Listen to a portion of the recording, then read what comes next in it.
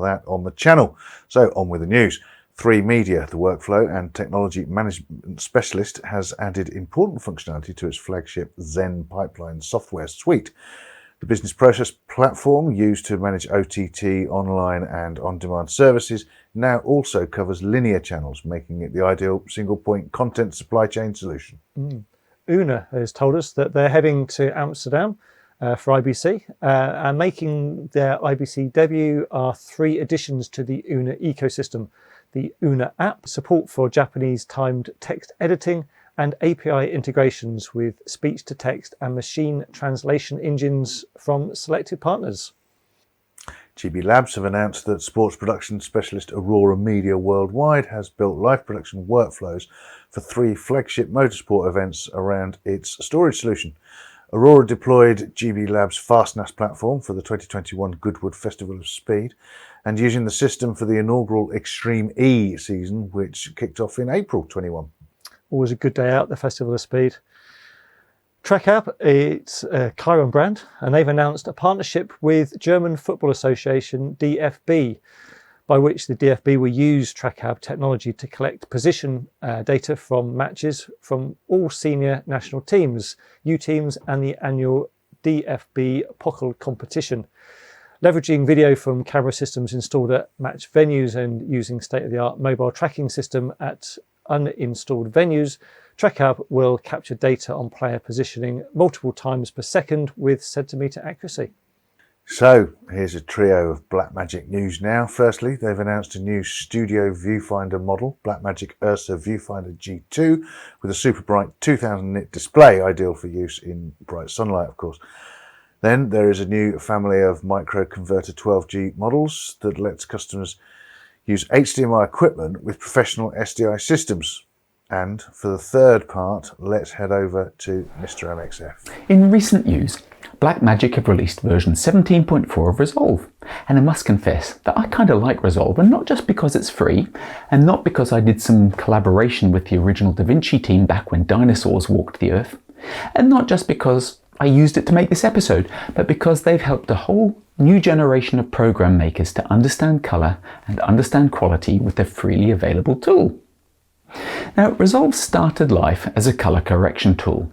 When Blackmagic took it on over a decade ago, it started to grow a whole new bunch of features, so that it's now a veritable Swiss Army knife that does a decent job of editing, audio, 2D and 3D graphics, collaborative working, raw workflows, and of course colour grading.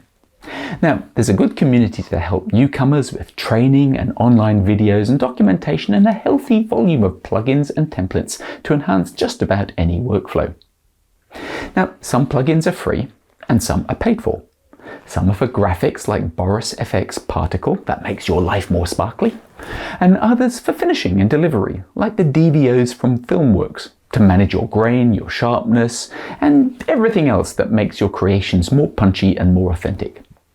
Behind the scenes, there are automation tools for platforms like YouTube, and a new integration with Dropbox Replay, which allows true cross-platform review and feedback regardless of time zones. That means the KitPlus team can now review my jokes before I publish. Don't think I'm going to be using that feature. Or will I? Jokes. I'm not aware of any jokes, Mr. MXS, but thank you very much, and we'll see you next week.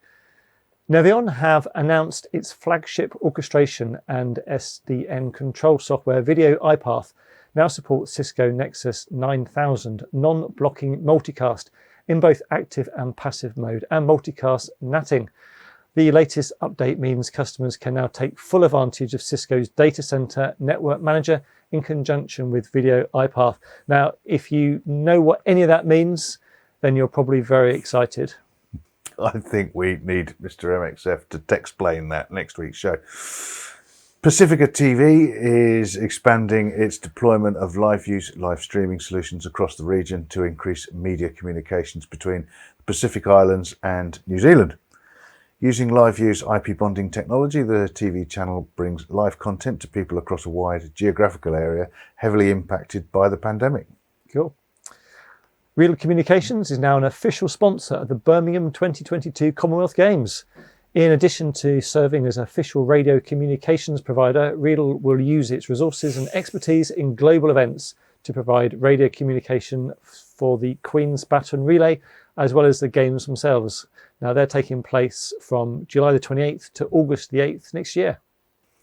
Gravity Media has invested in custom consoles modular desks for a newly completed multi-suite at its production centre in Chiswick.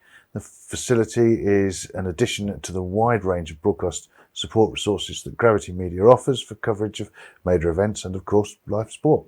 Frame.io have released a major update to Camera to Cloud, that's C2C, with hardware support for the latest Atom Kantar X3 sound recorders, along with new methods to authenticate C2C connections from any web-connected device, including Android phones.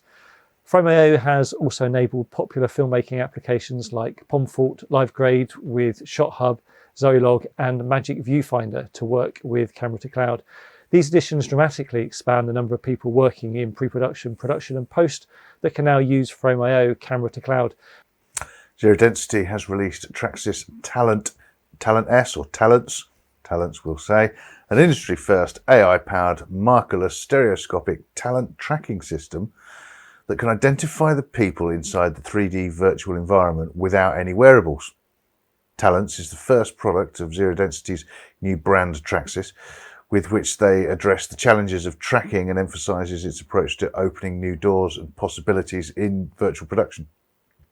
mo-sys Engineering has revealed new solutions for LED virtual production with high frame rate Star Tracker camera tracking system and the award-winning near-time workflow extended to LED volumes. Near-time for LED is a smart solution to solve multiple challenges when shooting in-camera visual effects, better known as ICVFX, make sure you remember that, in a LED volume. At its most basic level, it's an automated background re-rendering service for improving the quality and or resolution of Unreal-based virtual production scenes and is used simultaneously alongside a real-time ICVFX shoot. Synergy are highlighting a range of solutions around IBC 2021, including Air 21.9 and Multiviewer 21.11, giving customers and partners an opportunity to learn about new functionality and features firsthand. Mike Jacobs, Head of Professional Services at Synergy, will also participate in a panel discussion at the show. The session, entitled Cloud-Based Workflows, What IP Can Do for Production of Content, takes place on Saturday, 4th of December. So that's it for the news. We're slightly light this week given some IBC exhibitor withdrawals. But as Matt mentioned earlier on, you can hear more about the show and their plans in our chat with CEO Mike Crimp on our channel. Thank you to Media Proxy for their support of KitPlusTV, and thank you for watching. We'll see you next time.